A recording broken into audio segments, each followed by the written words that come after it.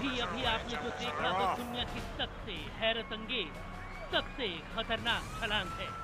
जरा सोचिए, 25,000 फुट की ऊंचाई, यानी जमीन से 7,600 मीटर ऊपर।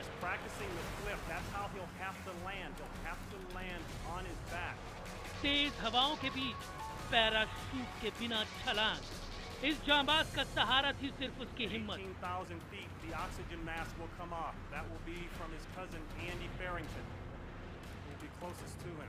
और इससे पहले लगाई गई 18,000 छलांग का तजुर्बा।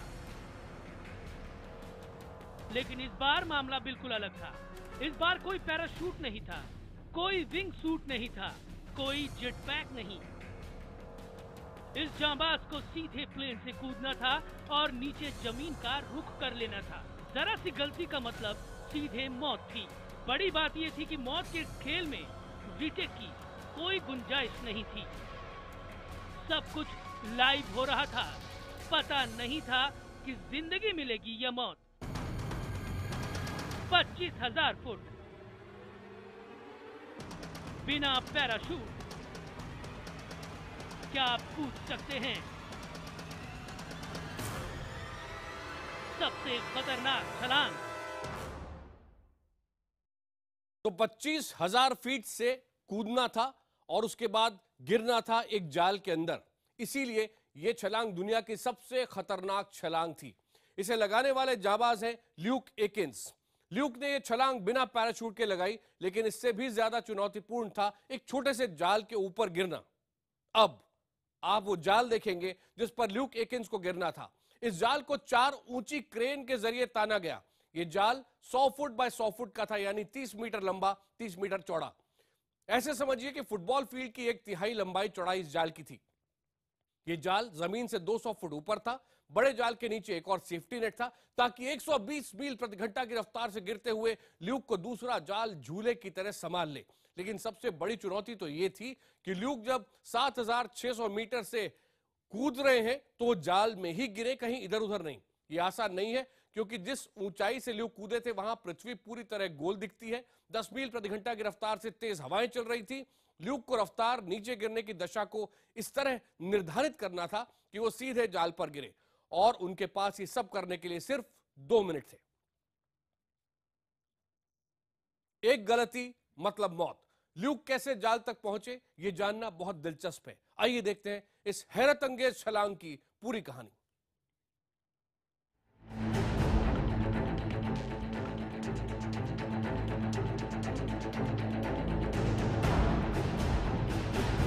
चार ऊंची क्रेन के सहारे जाल ताना जा चुका है।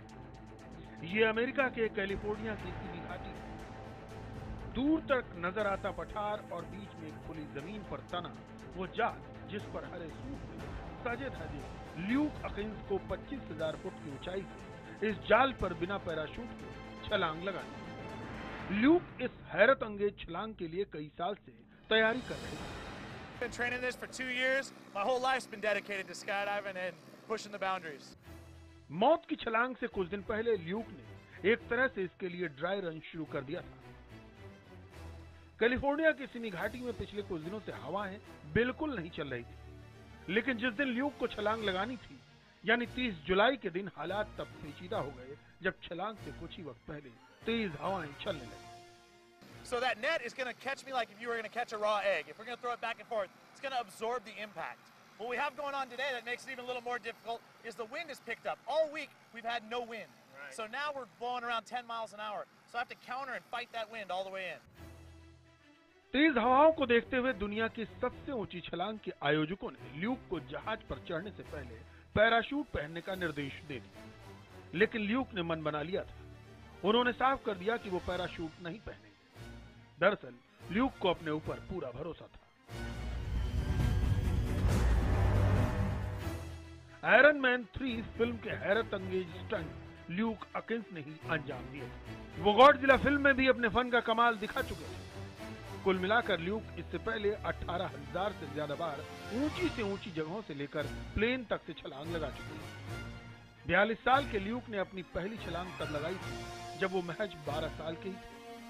इसके 4 साल बाद उन्होंने पहली बार अकेले छलांग लगाई, लेकिन 30 जुलाई को उन्हें दुआओं की जरूरत थी और दुआ देने के लिए इस मौके पर उनकी पत्नी तब Bit nervous, and I'd be lying to say if I'm not a lot nervous, and but super confident about Luke's ability. आखिरकार अपने करीबियों की दुआएं साथ लेकर ल्यूक चल पड़े सबसे खतरनाक छलांग लगाने के लिए। हम 25 फीट की ऊंचाई से भी कूदने में डरते हैं, लेकिन ल्यूक एकिंस 25,000 फीट की ऊंचाई से बिना पैराशूट छलांग लगाकर ये रिकॉर्ड बनाने वाले पहले व्यक्ति कैसे बने? क्योंकि जिस ऊंचाई से वो कूद रहे थे वहां से जमीन बिल्कुल गोल दिखती है, वहां से नीचे जाल तक बिना कोई गलती किए ल्यूक कैसे पहुंचे, तेज हवाओं में भी वो कैसे नहीं भटके, आइए देखते हैं।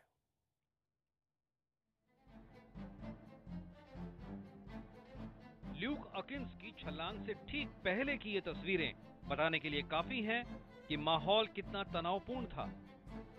ल्यूक के साथ 3 और साथियों को कूदना था, लेकिन वो तीनों पैराशूट और जेट पैक पहने थे। प्लेन का दरवाजा खोल दिया गया। 25,000 फुट यानी जमीन से 7.6 किलोमीटर ऊपर सभी दरवाजों पर आ गए। एक एक कर सब नीचे कूद गए। हरे सूट में ल्यूक दूसरे नंबर पर थे। सभी तेजी से नीचे आने लगे। ल्यूक हवा में करवट लेकर खुद को संतुलित कर रहे थे। 18,000 फीट की ऊंचाई पर पहुंचने के बाद ल्यूक ने ऑक्सीजन मास्क हटा दिया। इस वक्त उनकी नीचे गिरने की रफ्तार 150 मील प्रति घंटा थी। हवा की रफ्तार थी 5 मील प्रति घंटा। नीचे, बहुत नीचे, अब धुंधला सा वो जाल दिखने लगा जहां ल्यूक को गिरना था। करीब 4,000 फुट की ऊंचाई पर ल्यूक के बाकी साथी एक एक कर पैराशूट खोलने लगे, लेकिन ल्यूक तो अकेले ही हवा में बहे जा रहे थे। निगाहें सिर्फ जाल पर थी। आपको बता दें कि इस जाल तक पहुंचने में ल्यूक जीपीएस की मदद ले रहे थे। 4 विशेष लाइट जाल पहचानने में ल्यूक की मददगार बन रही थी। आखिरकार 2 मिनट का फ्री फॉल खत्म होने को आ गया। ल्यूक ने जाल तक पहुंचने में कोई गलती नहीं की और एक झटके से वो जाल पर आ गिरे। उन्होंने एक हाथ ऊपर उठाया। उनकी पत्नी, 4 साल का बेटा लोगन से लेकर वहां मौजूद सभी लोग खुशी से उछलने लगे। इस कारनामे पर ल्यूक की भी खुशी का ठिकाना नहीं रहा। I mean, I'm almost levitating. It's incredible that this thing that just happened, I mean, the words I want to say I can't even get out of my mouth. It was all these guys, everybody who made this thing happen. Stride Gum wrapping me up, helping me do this. It is awesome. इसमें कोई शक नहीं कि Luke ने इतिहास रच दिया है। ल्यूक और उनके परिवार की खुशी आप यहां पर देख रहे हैं। ल्यूक में हिम्मत थी। हिम्मत जरूरी है, लेकिन हिम्मत काफी नहीं है। विज्ञान और उसके एक एक कैलकुलेशन की कैसे इसमें महत्वपूर्ण भूमिका रही, ये भी देखिए। 25,000 फुट की ऊंचाई से छलांग लगाने वाले ल्यूक जब जाल पर गिरे, इससे ठीक पहले की इस तस्वीर पर गौर करें। ल्यूक ने हवा में ही एक करवट ली थी, तब जाकर वो जाल के किनारे पर गिरे। फिर भी ये तय नहीं था कि 30 मीटर लंबा चौड़ा जाल उन्हें बचा ही लेगा। दरअसल ये जाल उच्च घनत्व वाले पॉलीथीन स्पेक्ट्रा से बना था। इस वजह से स्टील से भी 2 गुना मजबूत था ये जाल। फिर भी ट्रायल में 91 किलोग्राम का पुतला जाल में धड़ाम से आ गिरा था। इसलिए ल्यूक को हिदायत दी गई थी कि वो आखिरी मौके पर करवट जरूर लें, ताकि वो पीठ के बल गिरे और जाल उन्हें ऊपर उछाल दे। सीने के बल गिरने पर उन्हें जानलेवा झटका लग सकता था, क्योंकि सीधे जमीन पर गिरती कोई भी चीज 32 फुट प्रति सेकंड की रफ्तार से नीचे आती है। इसे टर्मिनल वेलोसिटी कहते हैं। गिरने वाली चीज जितनी छोटी होगी, टर्मिनल वेलोसिटी उतनी ज्यादा होगी, लेकिन तेज हवा इस रफ्तार को कम कर सकती है। गौरतलब है कि जब ल्यूक नीचे गिरे तब 10 मील प्रति घंटे की रफ्तार से हवा चल रही थी। इसलिए 120 मील प्रति घंटे की रफ्तार से गिरने के बावजूद पीठ के बल गिरे ल्यूक को जाल ने किसी स्प्रिंग की तरह लपक लिया।